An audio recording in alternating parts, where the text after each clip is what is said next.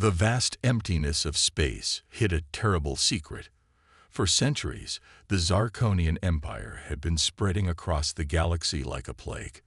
They were tall, blue-skinned beings with 4 arms and eyes that glowed with an eerie purple light. Their technology was far beyond anything humans could dream of, and their telepathic abilities made them seem like gods to the races they conquered. Earth, a small blue planet in the Milky Way, was unknown to the Zarkonians. They thought it was just another primitive world, not worth their time. But fate had other plans. On a quiet Tuesday morning, as people went about their daily lives, something strange appeared in the sky over New York City. At first, it looked like a shooting star, but it grew bigger and bigger. People stopped and pointed, their phones out to capture the unusual sight. The object slowed down as it entered Earth's atmosphere. It was sleek and silver, shaped like an arrowhead. Windows along its side showed it wasn't just a meteor. This was a spaceship. Panic spread through the city. Police and military were called in. News channels went crazy, broadcasting the event live across the world. The ship, no bigger than a city bus, hovered over Central Park. For hours, nothing happened. The world watched and waited. Then, a hatch opened on the bottom of the ship. A ramp extended down to the grass. 3 tall, blue figures walked out. The Zarkonians had arrived on Earth. World leaders quickly gathered for an emergency meeting. They decided to approach the aliens peacefully. A team of scientists, linguists, and diplomats was sent to meet the visitors. Dr. Sarah Chen, a brilliant xenobiologist, led the team. She approached the aliens with a mixture of fear and excitement. "Welcome to Earth," she said, holding up her hands to show she meant no harm. The Zarkonians looked at her with their glowing purple eyes. For a moment, nothing happened. Then Sarah felt a strange tingling in her mind. Words formed in her thoughts, but they weren't her own. "We are the Zarkonians," the alien voice said in her head. "We come in peace." Over the next few days, the aliens shared some of their knowledge with the humans. They talked about distant stars and amazing technologies. People all over the world were thrilled. It seemed like a new age of progress and discovery was beginning for humanity. But not everyone was convinced. Jack Thompson, a retired military officer, watched the news with growing concern. "It's too good to be true," he told his wife. "Why would such advanced beings just show up and start sharing their secrets?" Jack's suspicions turned out to be right. On the 7th day after their arrival, as the sun was setting over New York, the Zarkonian ship suddenly lit up with a blinding purple light. A beam shot out, slicing through skyscrapers like they were made of paper. At the same time, all over the world, more Zarkonian ships appeared. They had been hiding, cloaked and invisible, waiting for the signal to attack. Beams of destructive energy rained down on every major city. The peace had been a lie, the shared knowledge, a trick to lower Earth's defenses. Chaos erupted across the globe. Millions died in the first hour of the attack. Military forces scrambled to respond, but their weapons seemed useless against the alien ships. In the United Nations building, world leaders who had gathered to welcome the aliens now found themselves trapped. As New York burned around them, they realized the terrible truth. Earth was at war, fighting for its very survival against an enemy far beyond their capabilities. But even in this darkest hour, hope wasn't lost. Humans had faced disasters before. They had survived ice ages, plagues, and world wars. Now, they faced their greatest challenge yet. In a bunker deep under the Rocky Mountains, President Elena Rodriguez made a global announcement. "People of Earth, we are under attack. But we will not go quietly into the night. We will fight.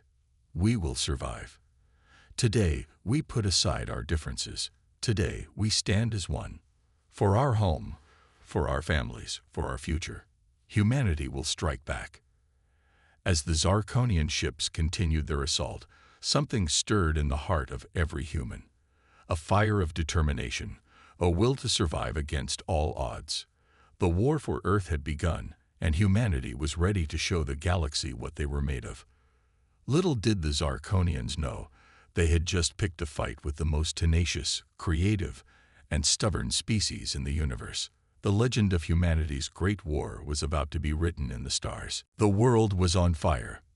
Zarkonian ships hung in the sky like dark clouds, raining destruction on Earth's cities. Smoke rose from the ruins of New York, London, Tokyo, and countless other places. The initial attack had been swift and merciless. In the chaos, survivors emerged from the rubble. Among them was Dr. Sarah Chen, the xenobiologist who had first spoken to the aliens. She stumbled through the streets of what used to be Washington, D.C., her lab coat torn and dirty. Her mind was reeling from the betrayal. "I trusted them," she whispered to herself. "We all did." As she rounded a corner, she nearly ran into a group of soldiers. They were setting up a makeshift command post in the shell of an old building. The leader, a tough-looking woman with short gray hair, turned to Sarah. "Dr. Chen, thank God you're alive. I'm Colonel Maria Ramirez. We need your help." Sarah nodded, pushing aside her guilt. There would be time for that later. Now, they needed to survive. Meanwhile, in the underground bunker beneath the Rocky Mountains, President Elena Rodriguez was in a heated discussion with her advisors. The room was tense, filled with the glow of emergency lights and the buzz of constant communications. "Madam President, our conventional weapons are useless against their shields," General Thompson reported, his face grim. "We need a new strategy." Elena's eyes blazed with determination. "Then we'll make one. Get me every scientist, every engineer, every creative mind we have left. It's time humanity showed these aliens what we're made of." Across the globe, similar scenes played out. In the London Underground, British citizens huddled together, sharing food and comforting each other. In the mountains of China, farmers opened their homes to refugees from the cities. In Brazil, indigenous tribes used their knowledge of the rainforest to hide entire communities from alien patrols. Humanity was down, but not out. Back in Washington, Sarah and Colonel Ramirez worked tirelessly. They had set up a lab in the basement of the command post. Sarah examined a piece of alien technology they had managed to salvage. "It's incredible," she murmured. "Their power source. It's like nothing we've ever seen." Ramirez leaned in. "Can we use it?" Before Sarah could answer, the building shook. Dust rained from the ceiling. They heard the familiar whine of Zarkonian ships overhead. "They're coming back," someone shouted from above. Ramirez grabbed Sarah's arm. "We need to move. Now." They ran, Sarah clutching the alien device to her chest. As they emerged into the street, they saw 3 Zarkonian soldiers approaching. Their blue skin gleamed in the firelight, all 4 arms holding weapons. Ramirez raised her rifle, but Sarah put a hand on her arm. "Wait," she said. Then, taking a deep breath, she stepped forward. "We trusted you," Sarah shouted at the aliens. "We welcomed you." The Zarkonians paused, their purple eyes fixed on Sarah. For a moment, nothing happened. Then Sarah felt the familiar tingle of telepathic communication. "Your trust was misplaced," the alien voice said in her mind. "Your world is ours now." But as the alien spoke, Sarah noticed something. The device in her hands hummed, responding to the telepathic field. An idea began to form in her mind. "Colonel," she whispered, "I think I know how we can fight back."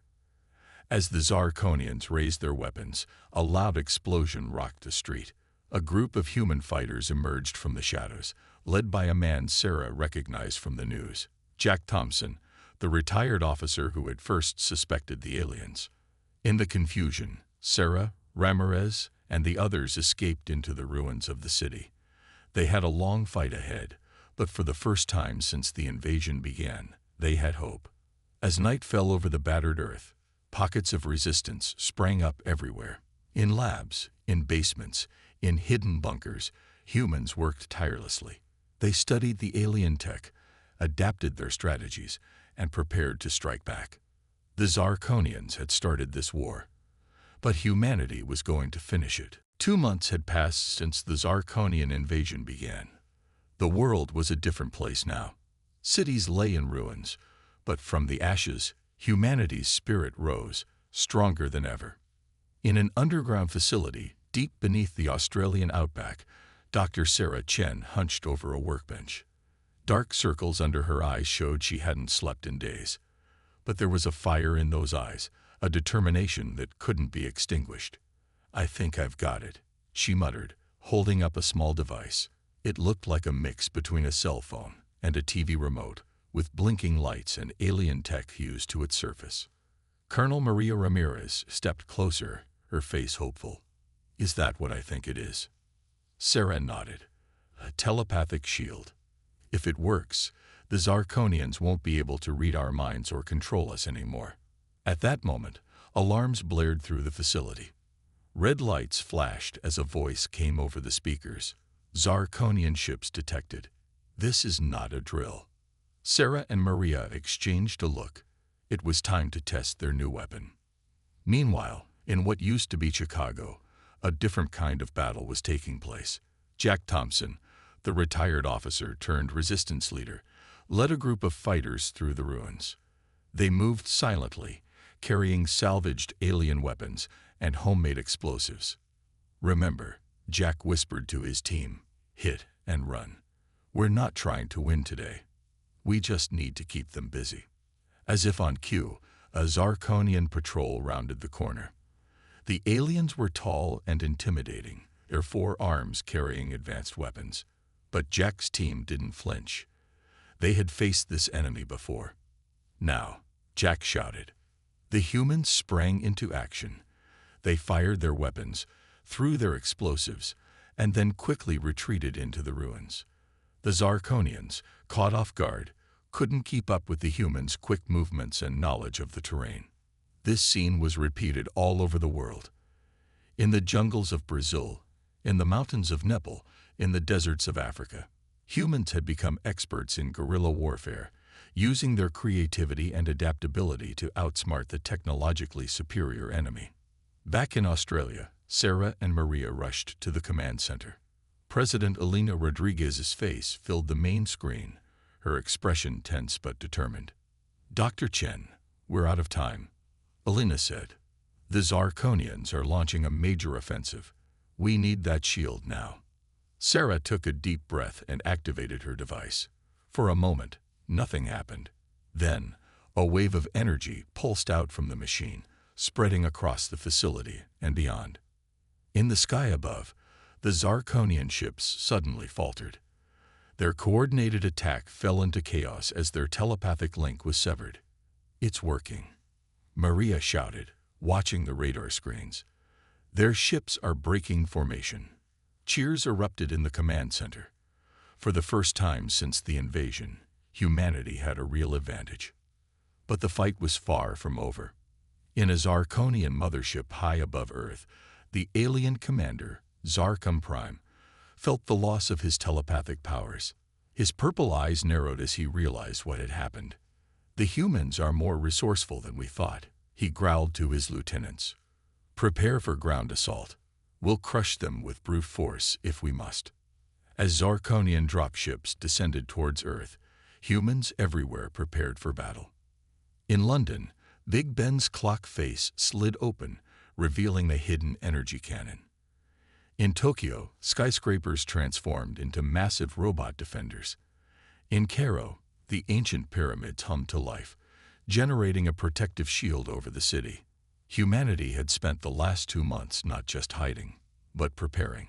Every ounce of human ingenuity, every scrap of reverse-engineered alien tech, every bit of courage and determination was about to be put to the test.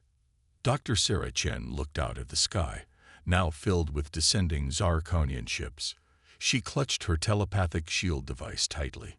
"This is it," she said to Maria. "The real war starts now." Maria nodded, her face set with grim determination. "Then let's show these aliens what humans are really made of." As battle cries echoed across the planet, one thing became clear: the human spirit had awakened, and it was ready to fight for Earth's freedom. The sky was on fire. Zarkonian ships clashed with Earth's newly upgraded defenses. Beams of energy crisscrossed the air, and explosions lit up the night like artificial stars. In the heart of New Delhi, now a fortress of both ancient architecture and futuristic technology, a young scientist named Aisha Patel worked frantically. Her lab, hidden in the ruins of the Lotus Temple, hummed with energy. Come on," she muttered, her fingers flying over a console. On a nearby table lay a Zarkonian weapon, its sleek design a stark contrast to the jury-rigged human tech surrounding it. Suddenly, the alien gun sparked to life, its purple energy now tinged with green. Aisha's eyes widened. It worked, she shouted, her voice echoing in the empty lab. She had done it. She had merged Earth weapons with Zarkonian technology. Miles away, in the skies above Moscow, pilot Dmitry Volkov gripped the controls of his jet. But this was no ordinary aircraft. Its wings bristled with a mix of human and alien weaponry, the result of Aisha's breakthrough shared across the globe. "This is Bear One," Dmitry said into his radio, engaging Zarkonian cruiser. His jet streaked towards a massive alien ship. In the past, such an attack would have been suicide. But now, as Dmitry opened fire, his weapons cut through the Zarkonian shields like they weren't even there. The alien ship, caught off guard, erupted in a ball of fire. Cheers erupted over the radio. For the first time, humanity had destroyed a Zarkonian cruiser. Back on the ground, in the rebuilt war room under the Rocky Mountains, President Elena Rodriguez watched the battle unfold on massive screens. Her face was etched with worry, but a glimmer of hope shone in her eyes. "It's working," she breathed. "We're actually pushing them back." Next to her, Dr. Sarah Chen nodded, her own expression a mix of pride and concern. "The tide is turning, Madam President, but the Zarkonians won't go down without a fight." As if to prove her point, alarms suddenly blared. A new alert flashed on the screens. "Massive energy signature detected." An officer shouted, It's like nothing we've ever seen before." In space, above Earth's atmosphere, reality itself seemed to tear open. A massive portal appeared, and through it came a ship that dwarfed even the largest Zarkonian cruiser. On its bridge, Zarkon Prime, the alien commander, looked down at Earth with cold, purple eyes. "Enough games," he growled. "It's time to end this." The massive ship's weapons charged, aiming straight for Earth's heart. But humanity wasn't about to give up. In labs, bunkers, and makeshift command centers around the world, humans worked tirelessly. They improved their shields, upgraded their weapons, and prepared for the fight of their lives. In London, Jack Thompson led a daring raid on a downed Zarkonian ship, securing vital intelligence. In Tokyo, a team of engineers put the finishing touches on a massive mech suit designed to go toe-to-toe with Zarkonian walkers. And in a secret facility deep under the Amazon rainforest, a team led by Dr. Chen made a startling discovery. "These patterns," Sarah said, pointing to a holographic display of Zarkonian DNA. "They're not natural. The Zarkonians, they were engineered." Her colleague, a Brazilian geneticist named Carlos, leaned in for a closer look. "You're right," he gasped. "But engineered by whom? And why?" Before they could ponder this mystery further, the ground shook. The Zarkonian superweapon had fired its first shot. Around the world, humans looked to the sky, fear and determination battling in their hearts. They had come so far, achieved so much. They couldn't falter now. In New Delhi, Aisha Patel grabbed her latest invention, a handheld device that could disrupt Zarkonian tech, and ran for the door. In Moscow, Dmitry Volkov climbed back into his jet, ready for another battle. In the Rocky Mountains, President Rodriguez straightened her back, ready to lead her people through this darkest hour. The final battle for Earth was about to begin. Humanity had surprised the Zarkonians with their resilience and ingenuity. Now, they would show the aliens the true strength of the human spirit. As cities activated their shields and weapons charged up worldwide, one thing was clear: Earth would not go quietly into the night. The tide had begun to turn, and humanity was riding the waves straight into the heart of the alien invasion. The world held its breath as Zarkon Prime's superweapon charged for another shot. The first blast had carved a deep crater in the Sahara Desert, turning sand to glass for miles around. Earth couldn't survive another hit like that. But humanity wasn't going to wait for the next attack. In a hidden hangar beneath the ruins of Cape Canaveral, a sleek spacecraft stood ready. Its hull gleamed with a mix of Earth metals and salvage Zarkonian technology. On its side, painted in bold letters, was the name: ESS Avenger. Captain Maya Ortiz stood before her crew, a diverse group of the best pilots, engineers, and soldiers from around the world. "Today, we take the fight to them," she said, her voice steady despite the weight of their mission. "Today, we show the Zarkonians that humanity will not go quietly into the night." Cheers erupted from the crew as they boarded the ship. This was humanity's first true interstellar warship, and possibly their last hope. As the ISS Avenger prepared for launch, battles raged across the globe. In the skies over Tokyo, Dmitry Volkov led a squadron of fighters against a swarm of Zarkonian ships. Their new weapons, developed by Aisha Patel, cut through alien defenses like butter. "Keep them busy," Dmitry shouted over the radio. "We need to buy time for the Avenger." On the ground, Jack Thompson and his team infiltrated a Zarkonian ground base. They moved silently through alien corridors, planting devices designed by Dr. Sarah Chen. These would disrupt the Zarkonians' coordination when the time came. Back at Cape Canaveral, the countdown began. President Elena Rodriguez watched from the control room, her heart pounding. Everything rested on this mission. T-10, 9, 8. Around the world, humans paused in their battles, their eyes turned to the sky. 7, 6, 5. In his massive ship, Zarkon Prime sensed something was wrong. He barked orders to his crew, but it was too late. 4, 3, 2, 1. With a roar that shook the earth, the ISS Avenger launched. It shot into the sky, punching through the atmosphere in seconds. The Zarkonian ships, caught off guard, scrambled to intercept. But the Avenger was too fast, too agile. It danced between enemy ships, its weapons blazing. Zarkonian cruisers fell one after another, unable to match the human ship's surprising power. Captain Ortiz gritted her teeth as she piloted the ship towards the massive form of Zarkon Prime's superweapon. "All power to forward shields," she ordered. "We've got one shot at this." The Avenger accelerated, becoming a streak of light as it headed straight for the heart of the alien fleet. Zarkonian ships fired desperately, but nothing could stop the human ship's charge. At the last second, Captain Ortiz pulled up.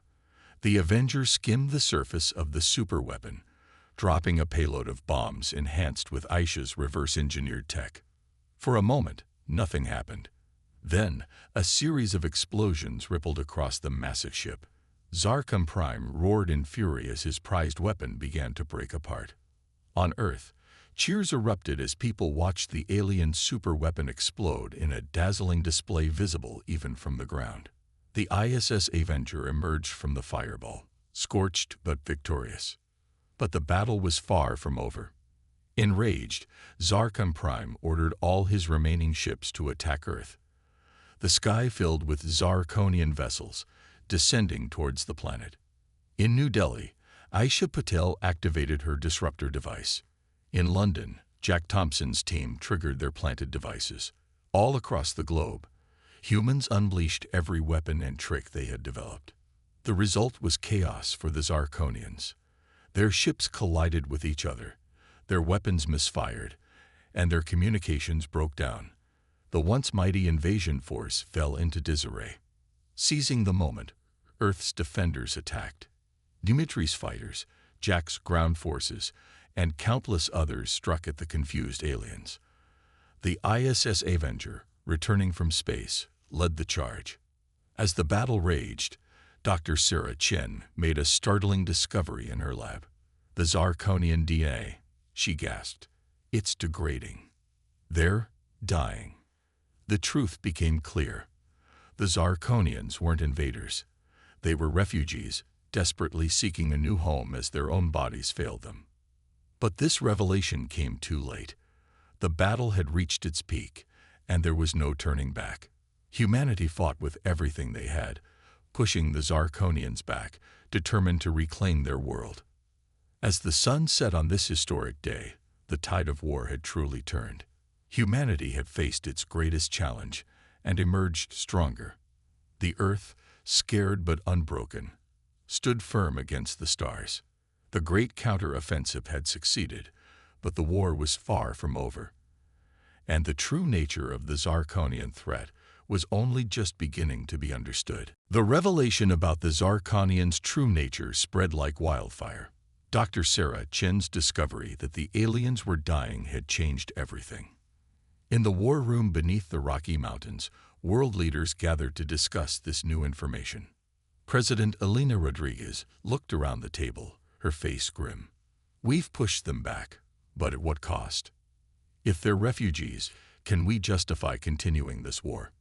Jack Thompson, freshly returned from the battlefield, spoke up. With all due respect, Madam President, they're still trying to wipe us out. Refugee or not, we have to defend ourselves. The room erupted into heated debate. As voices rose, Dr. Chen quietly stepped forward. I have an idea, she said, her soft voice somehow cutting through the noise. But it's risky. All eyes turned to her as she explained her plan. Using the captured Zarkonian technology and the ISS Avenger, they could reach the alien homeworld. There, they might find answers, and perhaps a solution that could end the war without further bloodshed. The plan was daring, perhaps even foolhardy, but after hours of discussion, they agreed. It was their best hope for peace. Preparations began immediately. The ISS Avenger, still bearing the scars of its previous battle, was retrofitted with new technology. Captain Maya Ortiz handpicked her crew, including Dr. Chen, Aisha Patel, and to everyone's surprise, a captured Zarkonian who had agreed to help. The alien, who called himself Zarkon Vex, was a scientist who had opposed the invasion. Our leaders were wrong, he told them, his telepathic voice tinged with sadness. We should have asked for help, not tried to take your world. As the Avenger prepared for its mission, battles continued to rage across Earth. Dmitry Volkov led a daring air raid on the last major Zarkonian stronghold in Siberia. Jack Thompson and his team provided ground support, using Aisha's disruptor technology to devastating effect. The day of launch arrived. The Avenger's crew boarded the ship, each feeling the weight of their mission.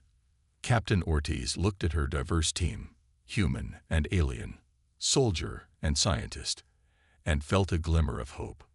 Whatever happens, she said, we're making history today. The launch was smooth, the Avenger quickly breaking free of Earth's atmosphere. But trouble wasn't far behind. A group of Zarkonian ships, led by none other than Zarkon Prime himself, moved to intercept. They must have figured out our plan, Aisha said, her hands flying over the ship's controls. Then we'll have to fight our way through, Captain Ortiz replied grimly. What followed was the most intense space battle humanity had ever experienced. The Avenger dodged and weaved, its advanced weapons blazing. Zarkonian ships exploded in silent bursts of fire, but more kept coming. Just when it seemed they might be overwhelmed, help arrived from an unexpected quarter.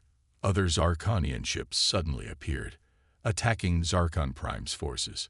It's a civil war, Zarkon Vex explained, his eyes wide. Not all of my people agreed with the invasion. It seems they've chosen their side.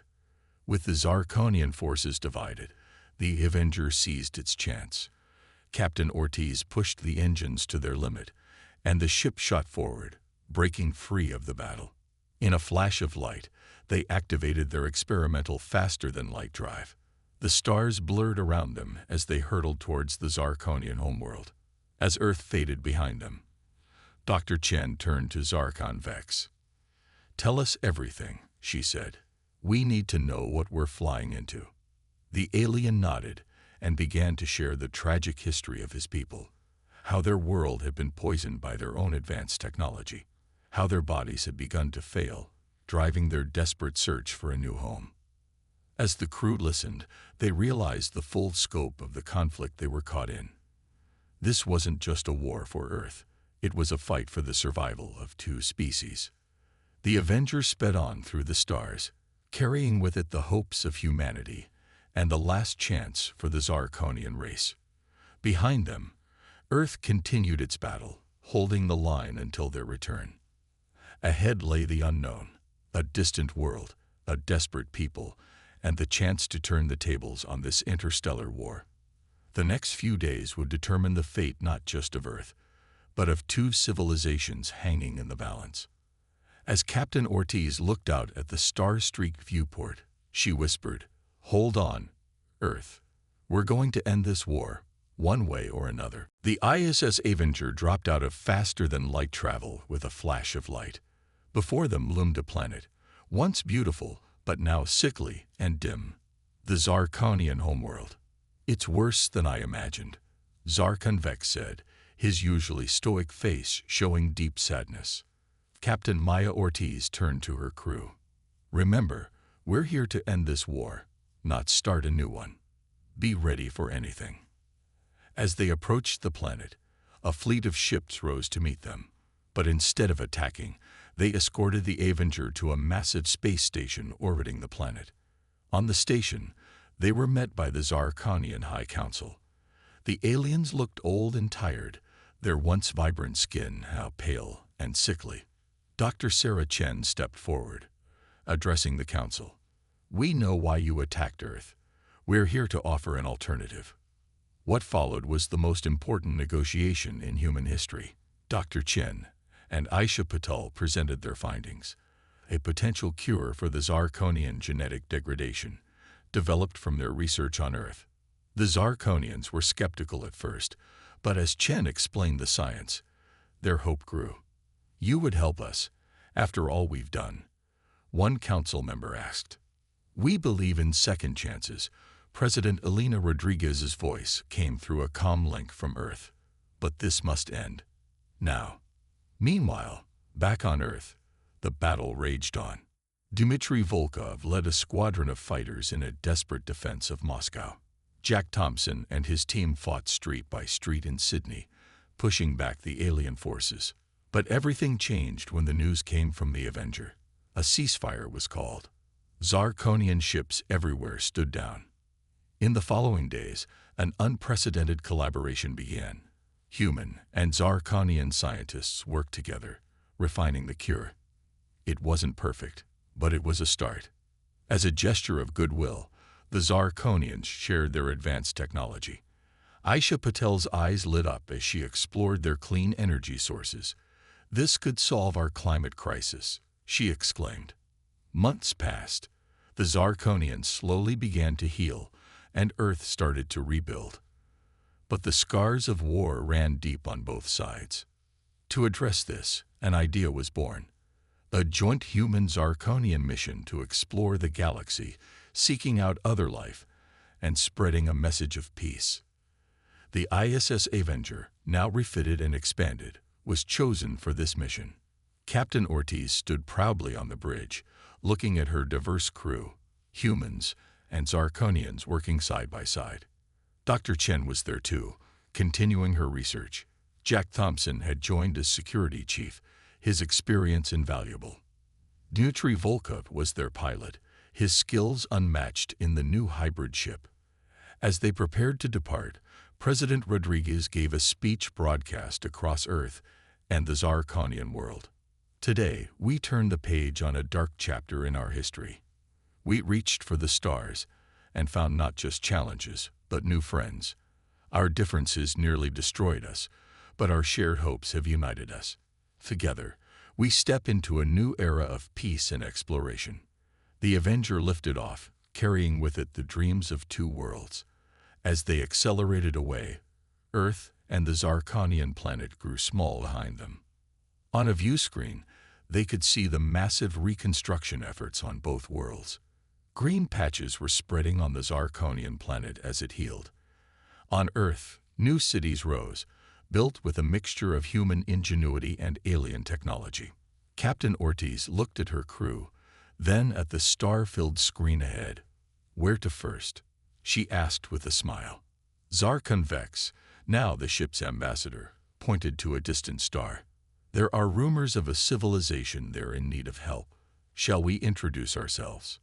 As the Avenger jumped to faster-than-light speed, Ortiz couldn't help but feel a sense of pride and hope.